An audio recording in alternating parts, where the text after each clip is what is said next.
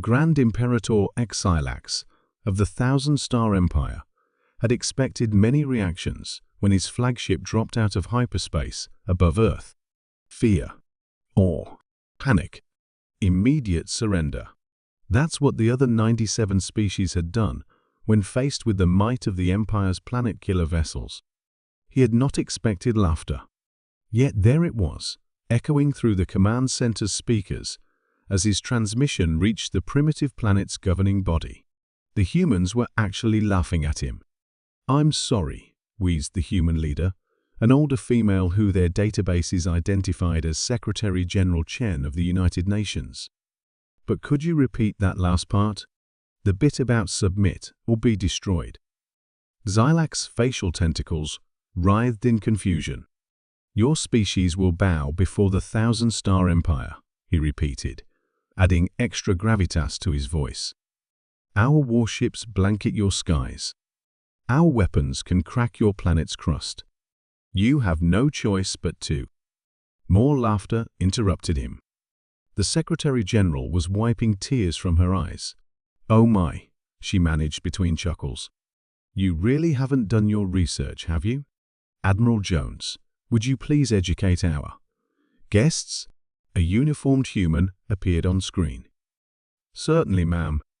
Imperator Xilax, we've been watching your empire's expansion for decades. Your technology is impressive, don't get me wrong. But there's something you should know about humans." Xilax's confusion deepened. You've been watching us?" "Of course. Those stealth satellites you use for reconnaissance? We cracked their cloaking frequencies years ago. Built better ones ourselves. Been studying your capabilities quite thoroughly." "Impossible," Xilax thundered. "Your species barely has spaceflight. Your ships use chemical propulsion." This triggered another round of laughter from the humans. "Oh, those old rockets." Admiral Jones grinned. "Props. Window dressing. You see, humans have a rather unique approach to technological development. We like to keep our cards close to our chest, as we say." Xilax's tactical officer suddenly shouted in alarm. "Imperator?" Energy signatures appearing throughout the system, everywhere. They're coming from behind asteroids, inside gas giant atmospheres, quantum spaces we didn't even know existed. On the view screen, Secretary General Chen had composed herself. "You see, Imperator, humanity learned long ago that it's better to be underestimated. While empires like yours focus on building bigger ships and flashier weapons, we focused on stealth. Subtlety. We hid our true capabilities behind a facade of primitive technology." Xilax watched in horror as ships began appearing everywhere. Sleek vessels that seemed to bend light around them. Stations that had been perfectly concealed within Saturn's rings. An entire defense grid that had been invisible moments before. "Those planet-killer weapons you're so proud of," Admiral Jones continued. "We developed countermeasures for those about 15 years ago. Quite simple, really, once you understand quantum field manipulation. Which we do. Very, very well." But why?" Xilax stammered. "Why hide your power?" "Because," the Secretary General explained patiently, "we learn from our own history that the most dangerous moment for any civilization is when it starts flexing its military might without understanding the full context of the galaxy around it. Rather like you're doing now." Another alarm blared on Xilax's bridge. "Imperator? They're ships. They're generating quantum fields we've never seen before. Our weapons. They're not just being blocked, they're being reprogrammed."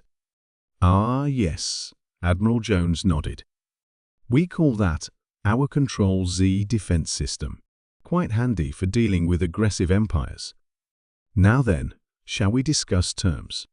And I don't mean our surrender." Xilax slumped in his command chair. In less than 10 minutes, his mighty empire had been revealed as a child playing with toys compared to this supposedly primitive species. "Terms?" he asked weakly. Yes, Secretary General Chen said, finally fully serious. Because unlike your empire, we don't believe in conquest. We believe in cooperation. So we're going to help you transform the Thousand-Star Empire into something better. A cooperative alliance of free worlds, perhaps. And if I refuse, the human admiral shrugged. Then we'll simply disable your entire fleet like we're doing now, by the way, and work with those 97 species you've conquered directly. Your choice. Xylax looked around his bridge, at weapons systems going dark, engines powering down, and tactical displays being rewritten by human quantum protocols. He thought about how they had hidden such advanced technology, watching and waiting while his empire expanded. And finally, he did the only thing he could do. He laughed too. You know, he said, his facial tentacles relaxing. Suddenly I understand why you found this so amusing. Very well, Secretary General. Let's discuss how to turn my empire into something we can all stop laughing at. And that was how humanity revealed itself to the galaxy, not with a bang, but with a chuckle that changed everything.